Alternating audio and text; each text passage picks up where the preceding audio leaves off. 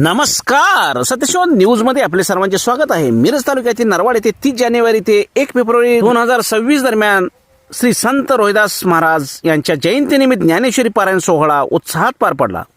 ज्ञानेश्वरी पारायण सोहळ्यात हरिभक्त पारायणकार मिसाळ महाराज कर्नाळ, ओम नाईक कृष्णाघाट व ज्ञानेश्वर माने हेरवाड यांची कीर्तने पार पडली. तर अमृता व श्रावणी जाधव इंगळी, ज्ञानेश्वर माने हेरवाड यांनी आपल्या कीर्तन सेवेतून भक्तगणांना मंत्रमुग्ध करून सोडले. हातामध्ये एवढंसं पीठ घेतलं, ज्ञाना झोळी उघडी करा. ज्ञानोबरांच्या झोळीमध्ये पीठ टाकलं. पीठ टाकल्यानंतर त्या मराठा समाजाच्या माणसांना सांगितलं, ज्ञाना जसं तुम्हाला हिनवतात तसं आम्हाला सुद्धा हिनवतील रे, निघून जा. ज्ञानोबरांनी झोळी घेतली आणि माघारी फिरतायत. ज्ञानोबरांच्या जीवनामध्ये पहिला अपराध जर कोणला घडला असेल तर त्याच ठिकाणी त्याच ज्ञानोबरांच्यावर अपराध करणारा, कर्मठ वृत्तीने वागणारा विसोबा चाटे आला. विसोबा चाटे याचा अर्थ मी पहिलं नाव बोलून जातो. त्यांचं पहिलं नाव विसोबा चाटे होतं. मुक्ताईने ज्यावेळेला उपदेश केला त्याचं नाव विसोबा खिचर पडलं बरं का.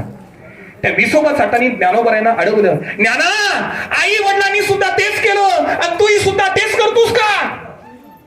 आई वडिलांनी देहांत प्रायश्चित्त घेतला ज्ञाना. त्यावेळेला ज्ञानोबरांनी सांगितलं, दादा आमच्या आई वडिलांनी कोणाचं वाईट केलंय, का मला त्रास देत आहे दादा? त्यावेळेला विसोबा काकांनी हातावर मध्ये असलेली वेताची काठी ज्ञानोबरांच्या डोक्यात घातली.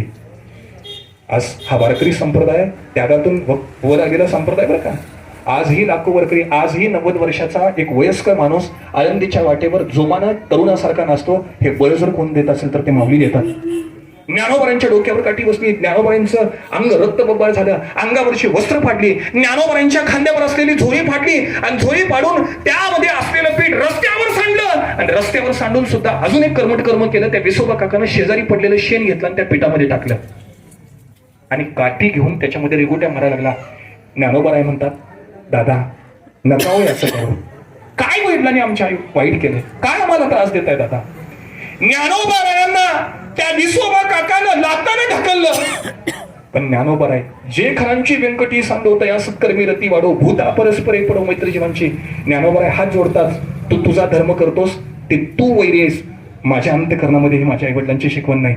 आणि विचार करा, त्यावेळेला ज्ञानोबरायांनी जर त्या वैऱ्याबरोबर जर त्या ठिकाणी भांडण केलं असतं तर आजही सांगतो वारकरी संप्रदाय उदयाला आला नसता. हो, क्षमा मागितली, काका आम्ही काय कोणाचं वाईट केलं, आम्ही क्षमा मागतो, आताही सुद्धा आमच्यावर अन्याय करताय, थांबवा. पण शेवटी ज्ञानोबरायांनी फाटलेली झोळी एकत्र केली, शेणानं भरपटलेलं पीठ त्या झोळीमध्ये टाकलं, झोळी बांधली. ज्ञानोबराय पर्णकुटीजवळ आले आणि पर्णकुटीजवळ आल्यानंतर महाराज ज्ञानोबाई धावत धावत धावत पर्णकुटीमध्ये शिरले. मुक्ताईनं बघितलं, अंगावर रक्ताचे शिंतोडे, झोळी फाटलेले. दादा मारलं कोणी? मारलं कोणी म्हटल्यानंतर ती झोळी ज्ञानोबरायांनी मुक्ताईच्या समोर टाकली. मुक्ताई मार्ग कुणी विचारू नको, आपल्याला मांड करायचंय याची तयारी कर. ज्ञानोबरायांनी दिलेली शिदोरी, दिलेली ती झोळी मुक्ताईनं उघडली. पण उघडल्यानंतर सगळ्यात दुर्दैवाची कथा, शेणाचा वास आला. माझ्या आईला 10 वर्षाच्या पोरीला शेणाचा वास आला. त्यावेळेला मुक्ताई म्हणते, दादा मारलं तरी राहू दे, पण तुझ्या या पिठामध्ये शेण ओतलं हे कुणी ओतलं? मुक्ताई नको विचार करू. ज्ञानोबरायांचं वाक्य, श्री गुरुदादांचं वाक्य बरं का.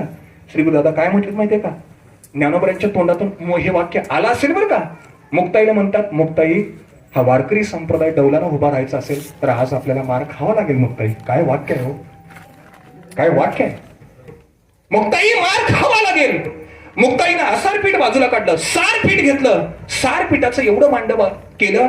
मांड भाजायचं कुठं? त्याला भांडण्याकरता महाराज मडकं लागतं. माझी मुक्ताई म्हणते, दादा याच्याकरता मडकं आणावं लागेल. मुक्ताई म्हणते, दादा आता नका तुम्ही कुणी जाऊ, मी अलंकापुरीमध्ये जाते. 10 वर्षाची मुक्ताई तरा तरा धावत कुंभारवाड्यामध्ये गेली. कुंभारवाड्यामध्ये गेल्यानंतर कुंभार दादाला म्हणायला लागली, दादा माझ्या भावंडांना मांड तयार करून घालायचंय, एक मडकं दे रे. कुंभार दादा म्हणतात, दाराच्या समोर नको उभे राहू, मागच्या दाराला ये. मागच्या दाराला कोपऱ्यामध्ये एक मडकं पडले, ते मडकं घे आणि कुणालाही विचारायच्या आधी, कुणी सुद्धा बघायच्या आधी इथून निघून जा. मुक्ताई आमचाही धंदा चौपट करून टाकतील, तुम्हालाही ते त्रास देतात तरी देतात, आम्हालाही मारतील. मुक्ताईनं मडकं घेतली आहे, आपल्या वस्त्रामध्ये घालून मुक्ताई धावायला लागली. आणि धावत असताना त्याच मुक्ताईच्या समोर ज्यानं ज्ञानोबरायांना मारलं तो विसोबा काका मुक्ताईच्या समोर येऊन आडवा झाला आणि महाराज हातातलं मडकं घेऊन रस्त्यावर फोडून टाकलं. मुक्ताई मी आजही बोलून जातो, जर मुक्ताईच्या मुखातनं एक जरी वाईट शब्द आला असता तर आजही धर्मशास्त्रकार सांगतात म्हणे जाग्यावर गतप्राण झाला असता, एवढी ताकद मुक्ताईच्या मुखात होती. तरी मुक्ताईनं काही सुद्धा बोली नाही बरं का. ते वर्मीचे घाव सोचले. दादा नका मारू. मुक्ताईच्या केसाला धरलं, रस्त्यावर लोळवलं. पण माझी मुक्ताई कुणालाही न काही म्हणता ज्ञानोबरांच्या जवळ धावत धावत आली आणि ज्ञानोबरांच्या मांडीवर धाय मापलून रडायला लागली. दादा, आमच्या आई वडिलांनी कुणाचं वाईट केलं हे मारतात लोक. काय वाईट केलंय त्यांनी आमचं? ज्ञानोबा म्हणतात, मुक्ताई त्यांनी मारलं ना तुला. ज्ञानोबरांचं वाक्य आहे का, मुक्ताई त्यांनी तुला मारलं पण तुझ्या तोंडातनं काही वाईट शब्द गेलाय का? हे भावाचं वाक्य आहे बरं का. नाहीतर आता हल्लीचे भाऊ एकटा अंगावर मारायला उठला की दुसऱ्याच्या अंगावर 4 लोक मारायला घेऊन जातो. पण ज्ञानोबरांनी म्हटलं, मुक्ताई आपला हा अधिकार नाही. ते वेदांत पंडित आहेत, ते धर्मशास्त्र जाणणारे पंडित आहेत. मुक्ताई आपण सहन करायचं का मुक्ताई? हरिभक्त पारायणकार ज्ञानेश्वर पारायण सोहळ्याची सांगता ओम नाईक कृष्णा घाट यांच्या काल्याच्या कीर्तनाने झाली. परमात्म्याला बघण्याच्या इच्छे कारणास्तव गवळण आपल्या घरातल्या जे माठ असायचे ते माठ बाथरूम मध्ये वतायचं नाही, पाणी मोकळं करायचं. आणि पाणी मोकळं करायचं आणि सासूला म्हणायचं, सासूबाई घरातलं पाणी सपलंय, यमुनेला जाऊन पाणी घेऊन येते म्हणायचं. आणि मग सासूमा सपले म्हणजे तेव्हा काय असं पाईपा घरात. यानंतर पुष्पवृष्टी करून ज्ञानेश्वरी पारायण सोहळ्याची सांगता करण्यात आली.